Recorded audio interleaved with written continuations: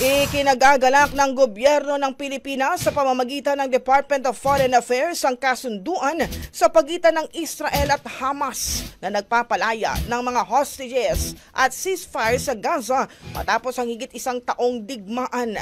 Ayon kay DFA spokesperson Maria Teresita Daza, tinatanggap ng Pilipinas ang kasunduan at muling pinagtibay ang suporta sa isang two-state solution na magbibigay proteksyon at karapatan sa parehong Palestinian at Israeli civilians.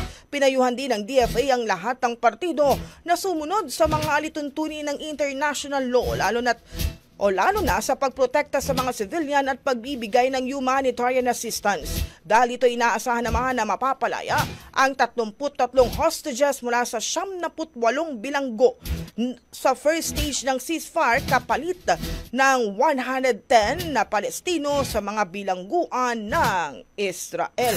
Ang bahaging ito ay hatid sa atin ng Mom's Love ES1 Capsule. Simulang tuparin ang pangarap ng iyong anak. And stunting now!